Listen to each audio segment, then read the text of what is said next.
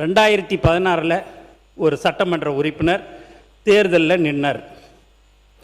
தேர்தலில் நிற்கும் போது பார்த்திங்கன்னா அவர் அந்த நேரத்தில் அவருக்கு அந்த வாய்ப்பு வரலை. அப்போ அவங்க பொண்ணு ரொம்பவே 2-3 நாளாக சாப்பிடாம கஷ்டப்பட்டு, என்னப்பா இப்படி நம்ம மக்கள் நமக்கு ஓட்டு போடலையே அப்படின்னு கஷ்டப்பட்டுச்சு. அதே 2026 அவர் திருப்பி தேர்தலில் நின்னார். அவங்க பொண்ணு கல்யாணம் பண்ணி ஹைதராபாத்துக்கு அனுப்பிட்டார். ஹைதராபாத்துக்கு போய் அந்த பொண்ணு தேர்தலுக்கு முன்னால் வந்துருமா எனக்கு ஓட்டு போடுறதுக்குன்னு சொன்னார். வந்துடுறப்பான்னு சொல்லிச்சு.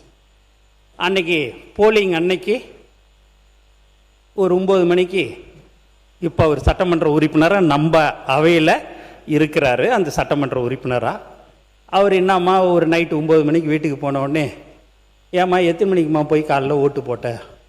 காலையில் 7 மணிக்கே போட்டேன்ப்பா, என் அண்ணனுக்கு விசில் சின்னத்தில் ஓட்டு போட்டேன்ப்பான்னு. அவருக்கு ஒன்றுமே புரியலையாம். அம்மா என்ன திருப்பி சொல்லுன்னாராம். சொல்லும் போது, அப்பா உனக்கு நான் ஓட்டு போடல, நீ எப்படியாவது ஜெயிச்சிருவ, ஆனால் எங்கள் அண்ணன் முதலமைச்சர் ஆகணும்னு சொல்லி கோச்சிக்காதப்பா நான் விசில் சின்னத்தில் ஓட்டு போட்டேன்னு. ஏன் இதை சொல்கிறேன் அப்படின்னா, அந்த அளவுக்கு மக்கள் நம்பிக்கை வைத்திருக்கிறார்கள். அந்த நம்பிக்கைக்கு கண்டிப்பாக நாங்கள் நடந்து கொள்வோம் என்பதை இங்கே உங்களுக்கு அண்ணன் அவர்களுக்கு தெரிவித்துக் கொள்கிறேன்.